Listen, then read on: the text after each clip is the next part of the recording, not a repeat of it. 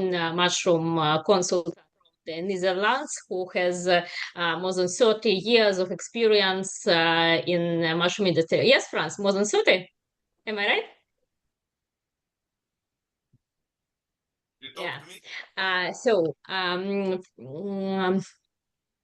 Partner of this webinar is Ripstal. Ripstal is the company which makes coating for ceiling growing rooms and compost tunnels so that you don't have any cracks, any holes, which means you don't have contamination, which means you don't have diseases. I will tell about it a bit in 20 minutes. And now Frans will start their presentation. We are all very happy to see you here and be useful for you. Okay. I'm in the. You see me now? Because I don't see it. Hello, I'm Frans Steegh, and I try to. Everything is okay. But we don't see the presentation. You should share the screen. And one more information that if you will have any questions during Fran's presentation, please put them in the chat. Chat you can see in the bottom panel. And Frans will answer them in the end of this webinar. Just put them there. Okay, I'm in now. Hello, you hear me? Yeah, you are audible. Okay. Okay, good day, all. I'm happy to. I'm happy to be there, and to make do the presentation for you to get the needle a bit about the climate control, so that you can also grow smarter. No, hey. Why is so? We are going to take the mystery out of the climate control today. You need not to be a scientist to grow great results. Let's focus on simple things. You need to know about the mushrooms and to keep your mushrooms happier and healthy. It's not a complicated science. I try to put some practical tips which you can do right now. Let's say there are three big things. First is the air. The air can expand and decrease. You need to know that in relation to the RH. Then the more the air heats up, the more the molecules start to vibrate widely and spread around. You can see it like youngsters who go to a disco and start dancing. They need also a lot of space and they will heat up very fast. So when it's very cold, then the air will shrink, like you can see in this picture, like a balloon. When you blow up a balloon, when it's and then you have a nice round balloon, and you put them then in a cold store, then it will shrink. But the same amount. Frans, I'm sorry, we don't see your screen. Please share You your don't see presentation. You don't see the screen? The green button below in Zoom. Wait a minute, escape. What's going wrong? Zoom. Or what's it possible?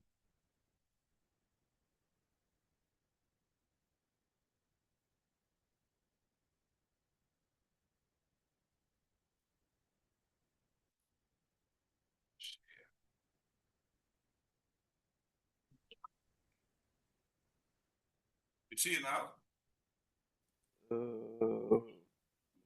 Turn the full screen mode, please.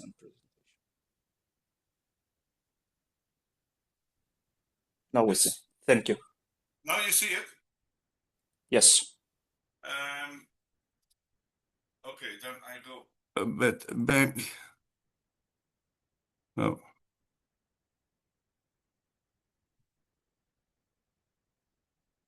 First, when you blow up a balloon, then it gets nicely round, and yeah, there's a lot of moist molecules in it. But when you put this balloon then in a cold store, the balloon will shrink, but the same amount of molecules will stay in. So it's like, yeah, what I said before, like youngsters in the disco, they start dancing and heat up, and they need a lot of space for doing that. When it's cold, they clit all together to get a bit warmer. And why does this matter? This is that when the air is shrinking, the moist content or the RH gets of the RH gets higher in the same cubic meter. And when it's getting warmer, the RH will lower then. Secondly, it's the air can contain the water like a sponge. When you imagine a sponge, and when you fill them up with water, it contains a lot of water. But when you squeeze the sponge, then the water will drop out because you make the room for the water. Yeah, the space for water to contain water in this sponge is not big enough anymore. So we call this humidity. It's the percentage of water which could contain in the air.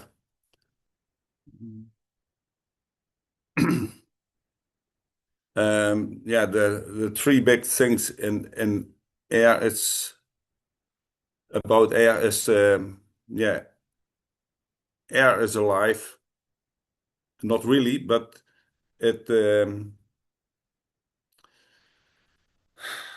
first thing to know is that air changes the sizes of the. I'm not in the. So yeah, I was in the wrong picture. Sorry, I was a bit disorientated. It's like air moves, of air can move heat and moist out of the air. It's like a delivery system. If sometimes it's too hot or too moisty, the air can pick up the heat and the moist to carry it away. Let's say if you blow in from outside air with a lower moist content and a heat content through the room, then it will take up warmth and cool and the moist out and bring it outside. And therefore, you need a fan to keep the airflow going so that you travel the moist and the heat out when you need it.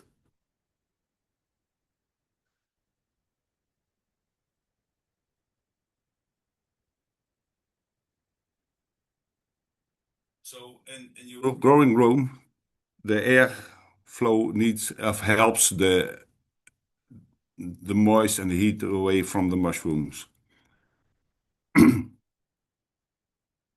Why humidity matters? Remember the sponge. The humidity is just full of air.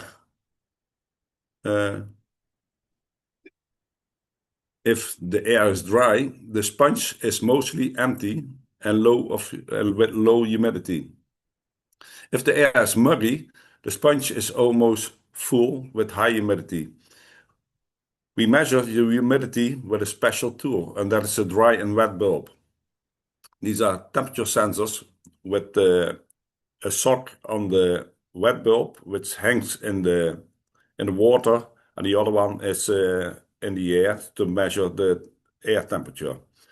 It's like when you put your finger in the mouth and blow then to the finger, you feel that it's getting colder. So in that temperature, you measure and you do calculations on it to get the right figure for the for the RH.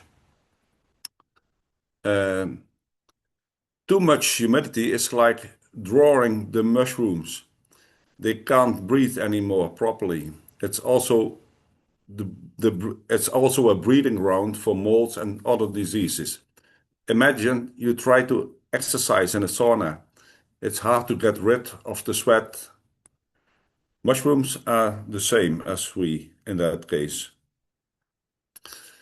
Too little humidity is like putting the mushroom in a desert. The casing soil will dry up very fast and they can't get the water they needed. They become weak. Think of your own skin in winter. It gets dry and cracked. And mushrooms have the same. The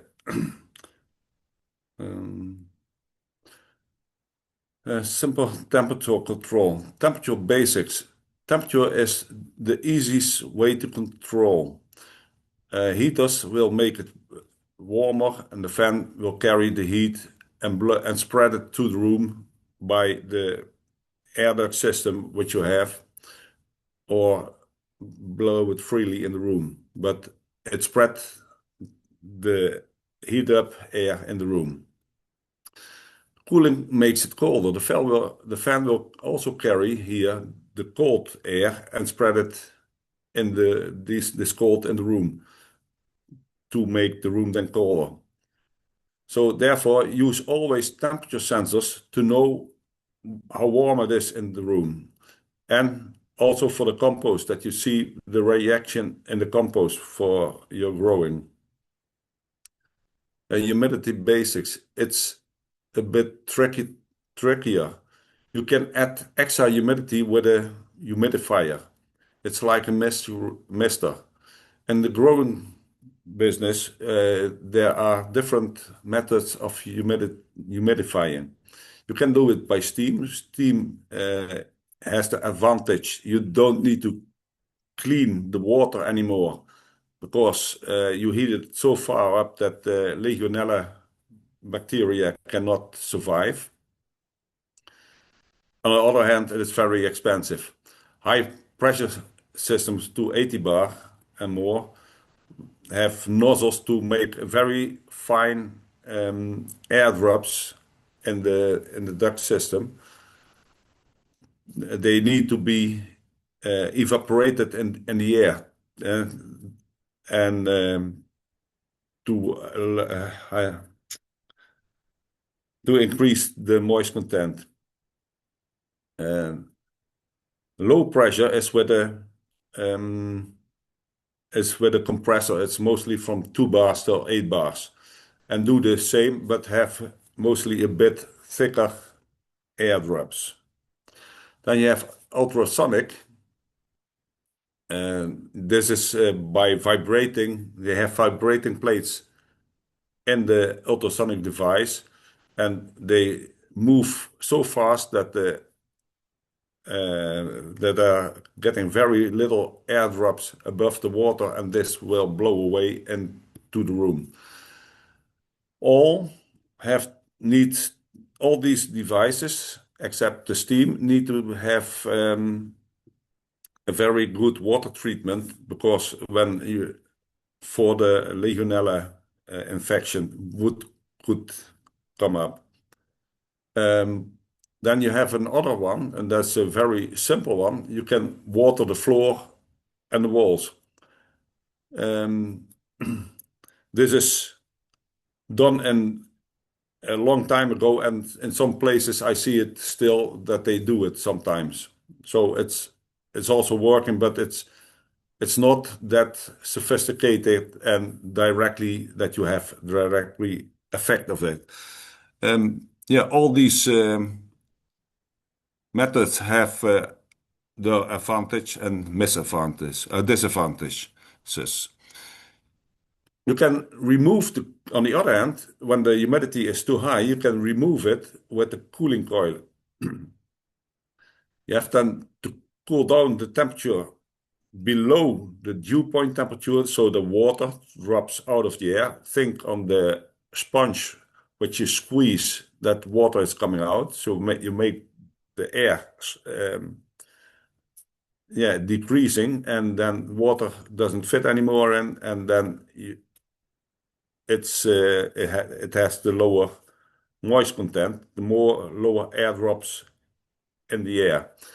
When you heat up the air, then the air will expand then, and then it contains less air drops. And that is then dehumidification. And dehumidification, you need always to heat up the air at the end. And this is something which is not always good seen. The good flow from an air distribution system. When you like to have everywhere the same air in the room, from the top to the bottom, from the end, from the beginning to the end, and from left to right, you need a very good air distribution system, which helps to carry the moist and the heat away. Yeah. 5 often seen traps and mistakes, which I see often in the. Here, let's maybe make a short break now for my presentation, which will take 3 minutes. You will relax, and then we will go to this 5 traps and mistakes. Okay, fine. Can you please stop sharing the screen so I can do it? Yeah, okay, I'll go. In the bottom, yeah.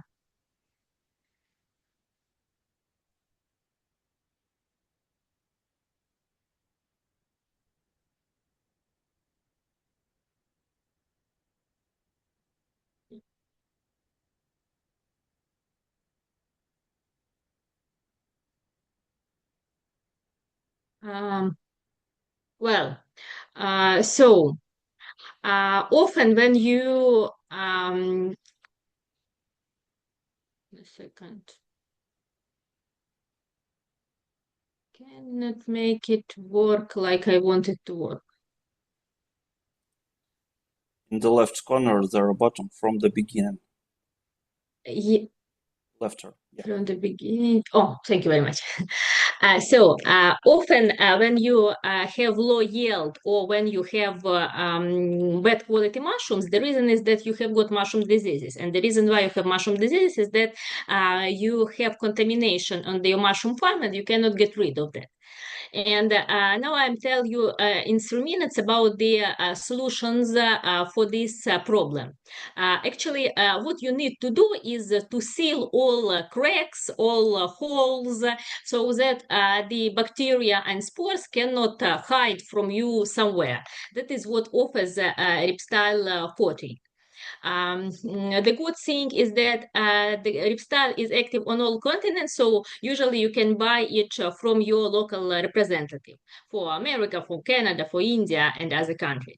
And another good thing is that you can use it when you are building the mushroom farm or compost yard, or as well if you already have the farm and you see that something goes wrong, that you often have diseases, you often lose, for example, second or third flush, you understand that something goes wrong.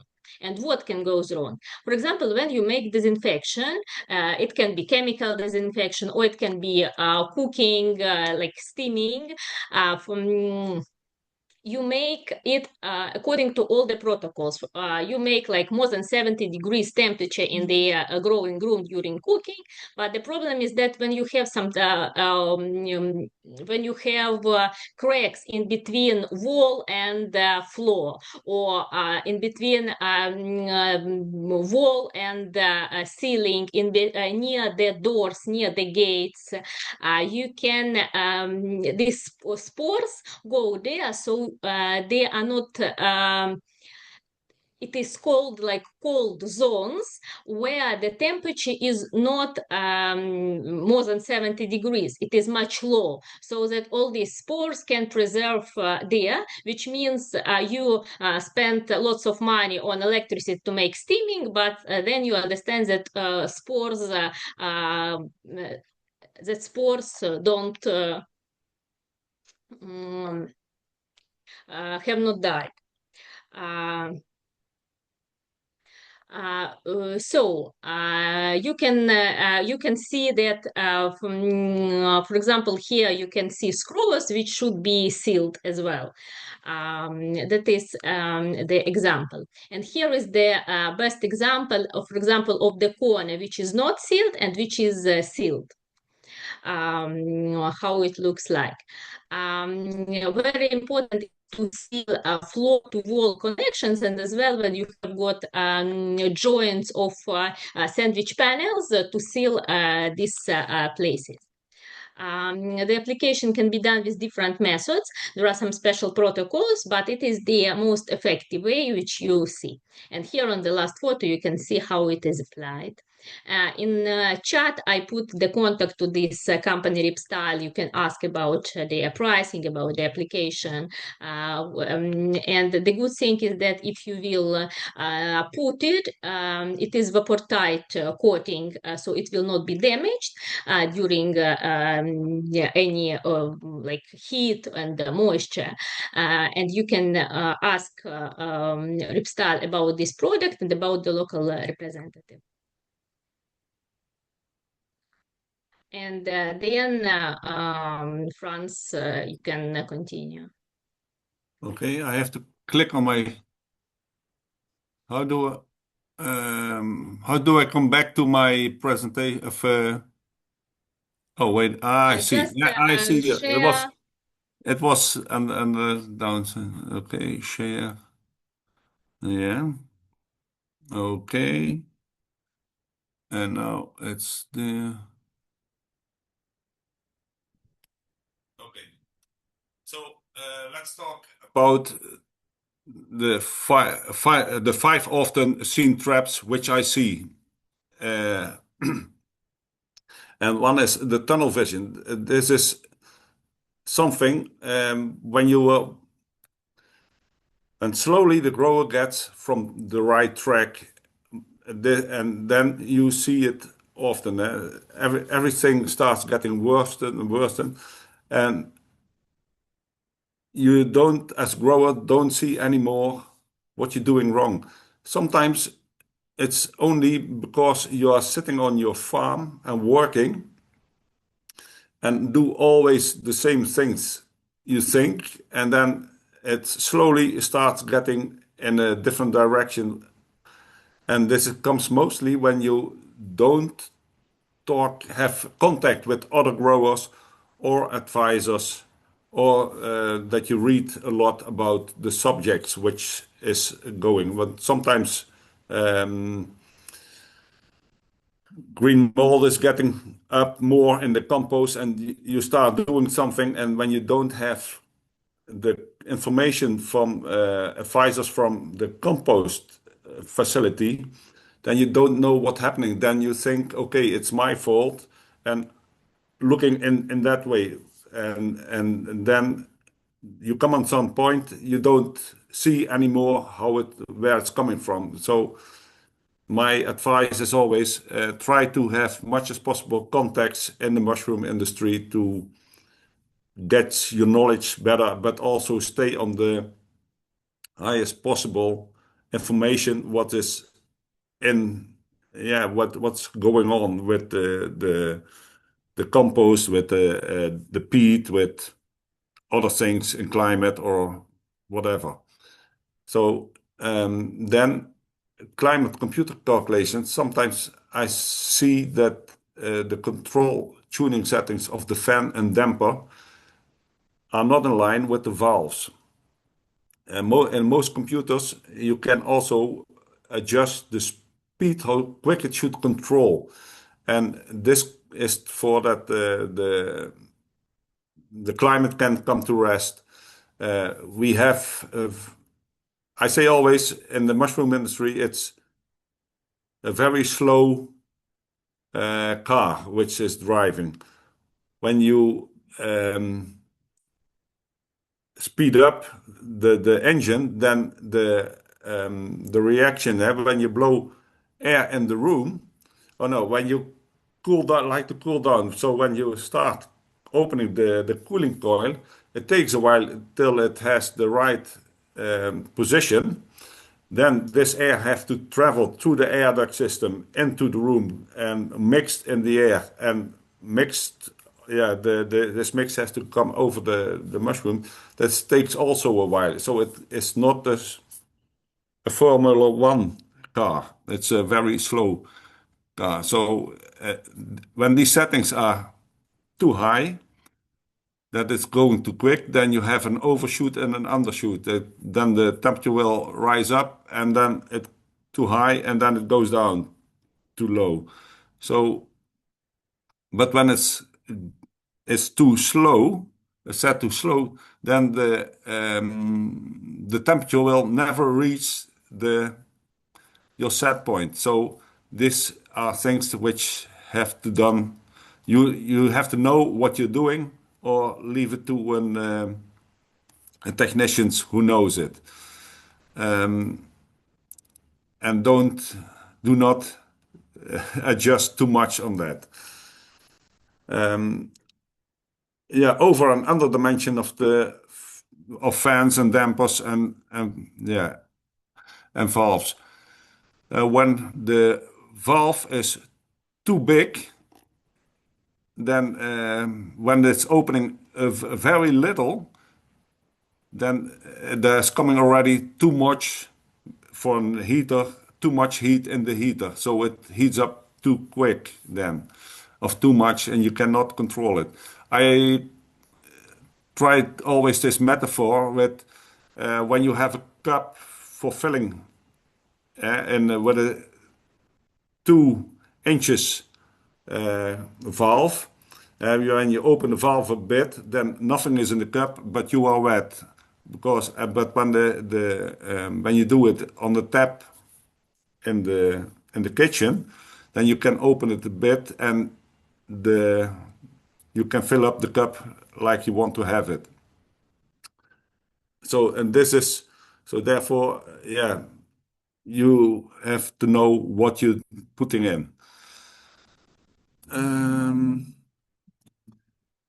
Yeah, when the air distribution is not proper designed and calculated, then you have also the problem in your growing rooms that the air is not really distributed like you want to have it. I see often that the air ducts, then people putting holes extra in all different places to adjust some, but when you not really know what to do, then you are very lucky when you do it right. So it's better to take somebody who knows about these things. Air distribution is not easy, the easiest part, I can say. But yeah, bacteria blotch, Ina talked also about it. When in a room the air is floating and you have spots where no air is running, then these are the spots where most probably the bacteria blotch start. Oh, this, I believe. Oh. Then it's time for questions and answers.